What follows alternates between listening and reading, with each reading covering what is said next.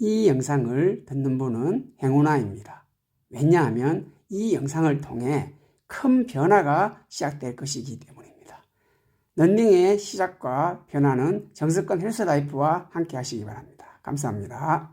안녕하십니까. 미다나로 마라톤의 정석권입니다. 마라톤 준비는 이렇게 하십시오.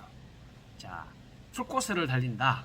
그러면은 일단 장거리는 6번, 기본 6번을 달리고 풀코스를 뛰는 것이 30km 이후에 고통을 어느 정도 상쇄시키고 완주할 수 있습니다. 근데 풀코스 완주를 준비하면서 장거리 훈련 안 하고 간다면은 틀림없이 걷게 됩니다. 그러니까 꼭 장거리는 가급적 6회 정도는 꼭 기본 베이스로 깔아놓고 풀코스를 임하는데, 자, 여기서 보통 우리가 훈련할 때 엘리트 기준하고 마스터즈 기준하고 훈련법이 다릅니다. 왜 그러냐면은 엘리트 선수들은 직업 선수이기 때문에 운동만 중점적으로 하지만 우리 마스터즈들은 자기들이 하고 있는 개인 직업이 있습니다. 그러니까 일이 우선이고 운동은 그 번외로 이제 준비하는 그 부분이기 때문에 엘리트처럼 할 수가 없습니다. 자, 엘리트 선수들은 동계 훈련이나 하계 훈련을 갑니다.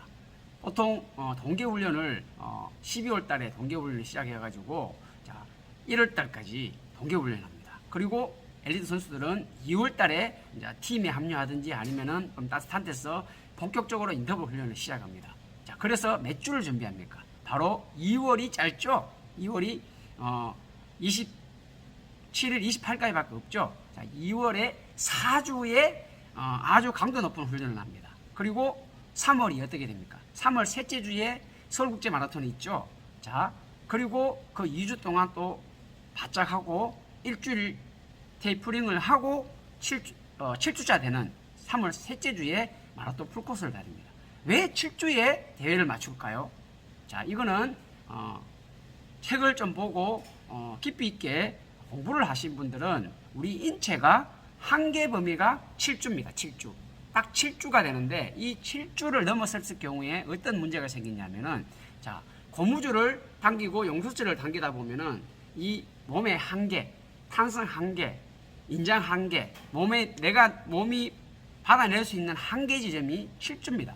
7주를 넘어섰을 경우에 어떤 일이 생기냐면은 끊어져 버립니다. 그래서 거기부터는 우리 리듬이 이렇게 올라가 상승 곡선을 타고 계속 이렇게 올라가다가 나중에 그 지점에서는 내리막을 타게 됩니다.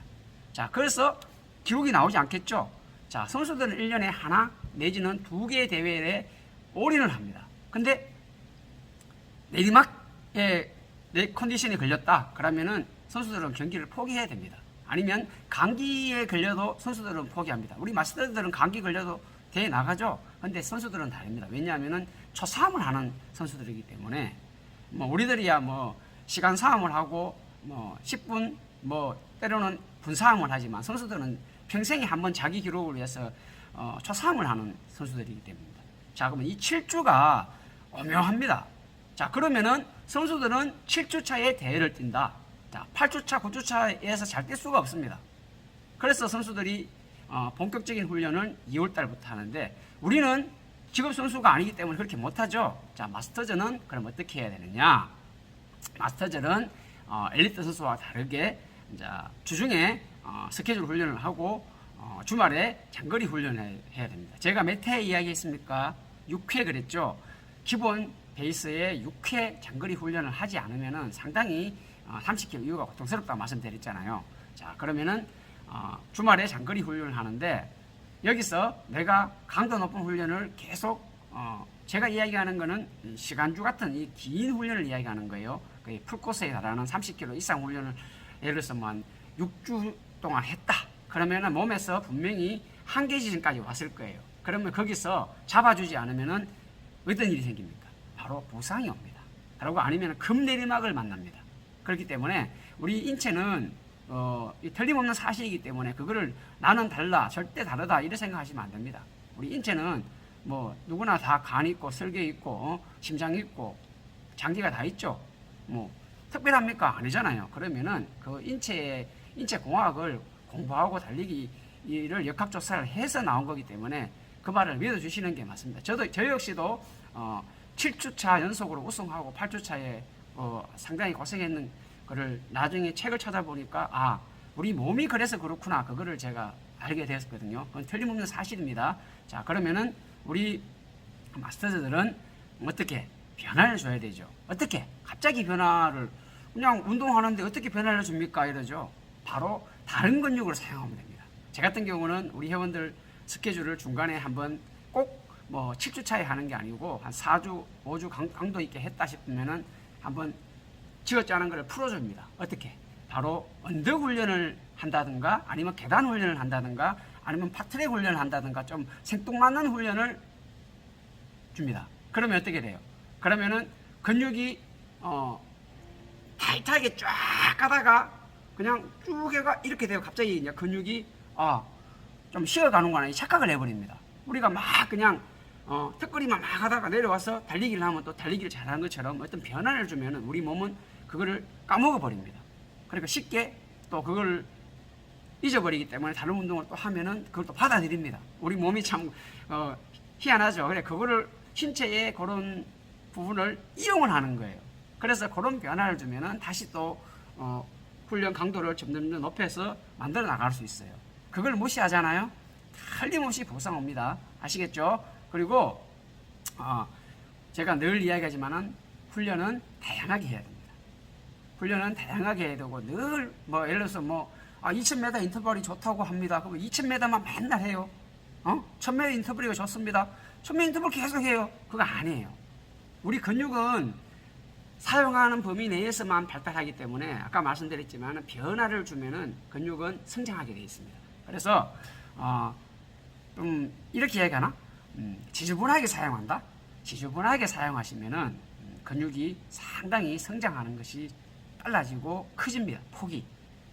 자, 그리고 잠들어 있는 근육을 구석구석 터치해주고 깨워주는 그런 운동을 하시는 것이 결국은 내가 올라가는 범위가 넓어지는 거예요. 높아지고.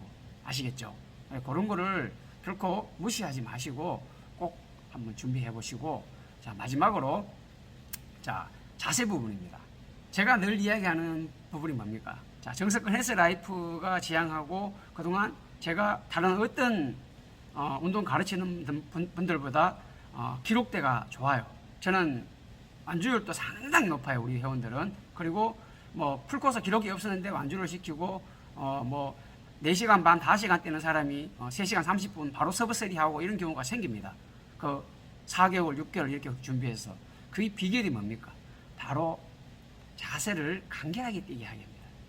마라톤은 대고리길, 긴 거리를 뛰어야 되는데 간결하게 짧게 뛰지 않으면은 100m 뛰는 선수들처럼 그렇게 큰 동작으로 뛰어서는 우리 특히 마스터들은 살아남지 못합니다. 자, 마라톤은 30km부터죠. 자, 30km까지 달려왔는 거리보다 나머지 남은 12.195km가 2배, 3배 힘든 이유입니다. 그러면은 그 부분을 잘 넘기기 위해서는 내가 간결하게 뛰지 않으면은 엘리트처럼 뛰잖아요. 그러면은 그 지점을 넘어설 수가 없습니다. 물론 엘리트처럼 연습하면은 그 지점을 넘어갈 수 있겠죠. 하지만 우리가 직업 선수가 아니잖아요. 그러면 내한테 맞는 그 주법, 간결한 주법을 찾아야 되는 거예요. 물론 엘리트 선수들도 간결하게 뛰는 선수들이 잘 뜁니다. 큰 동작으로 뛰는 선수들이 기록이 좋지 않습니다. 그리고 모든 기준을, 그럼 여기서 기준을 어떻게 잡아야 됩니까? 기준은 결국은 팔동작과 상체의 모든 게 있습니다. 자, 팔동작 상체가 90%를 차지합니다. 나머지 부분은, 다리 부분은 자동차의 동력이기 때문에 위에서 지시하는 대로 따라갈 뿐입니다. 자, 그 부분을 내가 잘 리드하고 조정하고 하는 것은 결국은 이 상체의 모든 부분이 다 있습니다. 아시겠죠? 그래서 이 내가 팔 동작을 어떻게 치느냐에 따라서 발이 어떻게 움직이고 상체 각도를 어떻게 유지하느냐에 따라서 나의 착지가 힐 착지가 되느냐 아니면 미드풋이냐 아니면은 프론트 착지가 되느냐, 이 착지까지도 모든 것을 다 리딩하는 것은 결국은 뭡니까? 이 상체에 다 있습니다. 자꾸 하체에다가 신경을 쓰려고 하지 마십시오. 하체에 신경 쓰다 보면은 오히려 동작이 좀 부자연스러워지면서 부상이 오게 됩니다. 그렇기 때문에 하체는 결국은 상체의 명령에 따라가야 한다. 이 부분을 여러분들께서 잘 기억하시고 내가 런닝을 할 때는 간결하게 뛰면서 팔 동작과 이 상체 리듬 그 부분을 꼼꼼하게 챙기는 그 러너가 되시면은 좋은 기록을 낼 수 있습니다.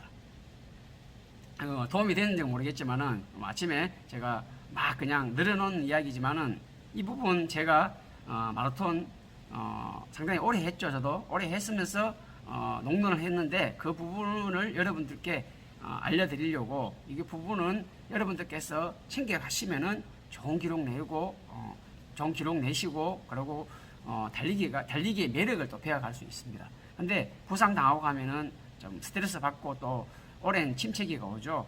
부상 안 당하는 것이 제일 잘하는 건데 부상 안 당하기 위해서는 실제 자기 관리, 충분한 수면과 영양 그리고 너무 과한 훈련보다도 훈련은 꼭 그 몸이 굳어있는 상태에서 강하게 급하게 올리시면 부상이 오니까 몸이 완전히 풀어졌을 때 후반부에 피크 최대치를 올리는 그런 훈련을 하시는 것이 가장 맞습니다. 자, 재밌는 달리기, 그런 깨어있는 달리기, 똑똑한 달리기 바로 누가 만듭니까? 자, 여러분 스스로가 만드는 거고 정석근 헬스라이퍼가 여러분께 좋은 부분을 공유해드리고 함께 달려나가는 겁니다. 자, 앞으로 재미있는 달리기 정석근 헬스라이퍼와 함께 하시고 항상 건강하게 달려가시기 바랍니다. 자, 시청해 주셔서 감사합니다.